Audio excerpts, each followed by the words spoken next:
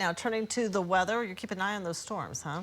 Yes, we are tracking some storms. Right now, they're barely in our viewing area, but they are there. They're mostly over Osage County, and Von Caster, he's been tracking those. But most of us, you wouldn't know that we've got some storms out there in the state. Most of us, it's just lots of sunshine and a lot of heat and humidity. So that's going to be the bigger headline for most of us today. It's just going to be how hot it is and how hot it's going to continue to be. But you can see that Von Caster, he is tracking some storms, and they are well to our north and northeast. Now let's go to Lakes One. I'm going to show you where those storms are. So we were tracking this particular storm in Kansas since very early this morning, but it held its own. In fact, it strengthened quite a bit as it got a little bit closer to the border. So now into Osage County and far eastern K County, we do have some rain and some lightning strikes there, but you can see where Vaughn is. He's just south of Scheidler, watching the stronger part of that storm come in from Granola. And this one could be easily producing up to baseball-sized hail and wind gusts over 70 miles an hour. And it's all drifting to the south at about 30 to 35 miles an hour. So once it reaches into Pawnee County, well, that's now our viewing area. So doing a storm track on these severe storms, it looks like it would be in Pawnee at 105, Jennings at 117, Yale at 131, eventually Cushing at 147. And again, if it continues, eventually Stroud at about 212. So it is moving about due south at about 30 to 35 miles an hour. The latest data showing that it should weaken, but we've seen crazier things happen before, so we're going to watch it very closely.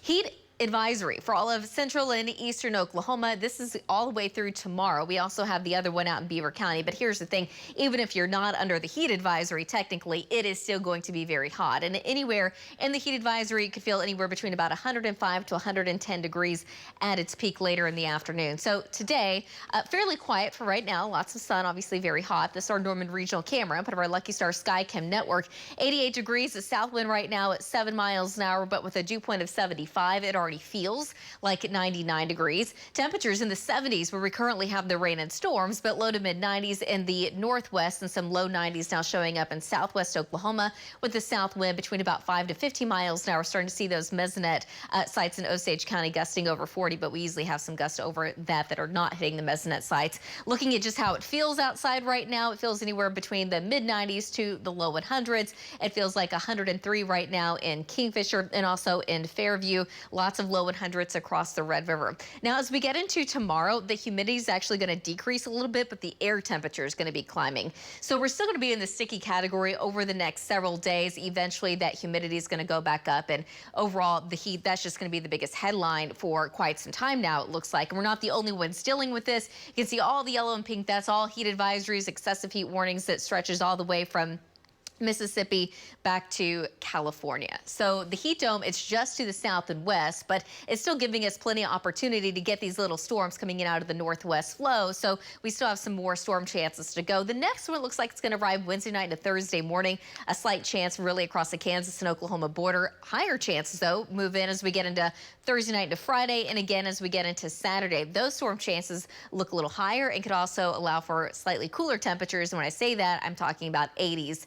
Nothing much cooler than that unless we actually get a storm on top of us. But eventually, as we get into next week, the heat dome does come back and we kind of shut off the rain chances and we start to see those temperatures climb again. Today, looking for highs to be in the mid and upper 90s for this afternoon. The chance of rain and storms obviously going to be a lot greater to the north. We'll see how far south they can make it, but not putting Oklahoma City in those chances today. Overnight tonight, temperatures drop down into the mid and upper 70s, and then tomorrow afternoon, it looks hotter. We haven't reached 100 degrees yet, but we could certainly do that tomorrow here in Oklahoma City. About 105 though in Altus. Wednesday, temperatures go down, but the humidity goes up, so it's going to feel like over 100 degrees. Wednesday night to Thursday morning, there's a slight chance of rain and storms across the north, and then we also have another slight chance as we get into Saturday, but next week's looking drier and hotter.